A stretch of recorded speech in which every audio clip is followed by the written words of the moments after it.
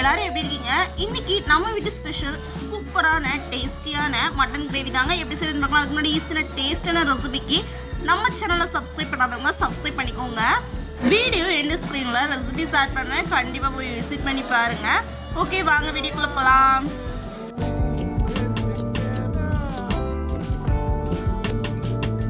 ஸ்டவ்வில் ஒரு கடாய் வச்சுக்கலாம். கடாய் சூடானதுக்கு அப்புறமா ஆயில் சேர்த்துக்கலாம். ஆயில் ஹீட் ஆனதுக்கப்புறமா சோம்பு, பட்டை, கிராம்பு, பிரெஞ்ச் இலை எல்லாமே சேர்த்துக்கலாம். அரைச்சி வச்ச ஆனியன் பேஸ்ட் கூடவே பச்சை மிளகா சேர்த்துக்கலாம். ஆனியனோட பச்சை வாசம் போகிற வரைக்கும் நல்லாவே வதக்கி விட்டுக்கலாம்.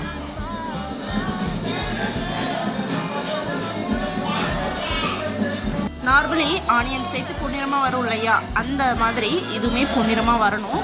அந்த அளவுக்கு நல்லாவே வதக்கி விட்டுக்கலாம். நல்லா வதங்கினதுக்கு அப்புறமா இஞ்சி பூண்டு பேஸ்ட்டு 3-4 ஸ்பூன் சேர்த்துக்கலாம். நல்லாவே இஞ்சி பூண்டு பேஸ்ட்டு ஃப்ளேவர் வர ஆரம்பிச்சதுக்கப்புறமா 3 கிலோ மட்டனுக்கு 4-5 தக்காளி பழம் பொடி பொடியாக கட் பண்ணி சேர்த்துக்கலாம்.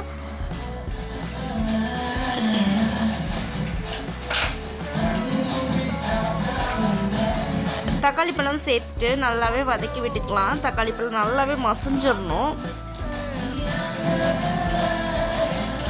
நல்லாவே மிக்ஸ் பண்ணிவிட்டு ஒரு 2 கைப்பிடி அளவு மல்லி இலை, 1 கைப்பிடி அளவு புதினா நல்லாவே சேர்த்துட்டு, புதினா மல்லி இலை ஃப்ளேவர் நல்லாவே இறங்கினதுக்கப்புறமா தக்காளி பழமுமே நல்லா வதங்கினதுக்கப்புறமா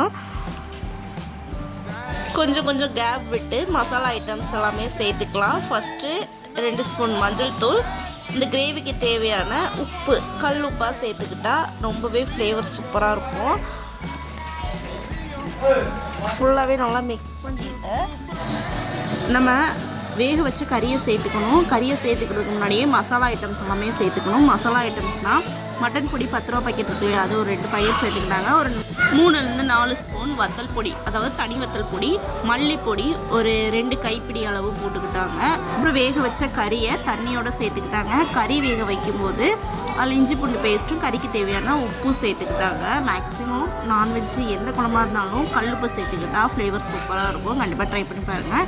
அவ்வளோதாங்க. இந்த ஸ்டேஜில் காரம் உப்பெல்லாம் கரெக்டாக இருக்கான்னு பார்த்துட்டு ஒரு மூடி போட்டு விட்டுடலாம். ஃபுல்லாகவே ட்ரை ஆச்சுன்னா சூப்பரான டேஸ்டான காரசாரமான மட்டன் கிரேவி ரெடி ஆயிடும். கண்டிப்பாக நீங்கள் உங்கள் வீட்டில் ட்ரை பண்ணி பாருங்கள். இந்த மாதிரி ஈஸியான டேஸ்டான ரெசிபிக்கு நம்ம காஷ்மீர் லைஃப் ஸ்டைல் சேனலை சப்ஸ்கிரைப் பண்ண மறந்துடாதீங்க.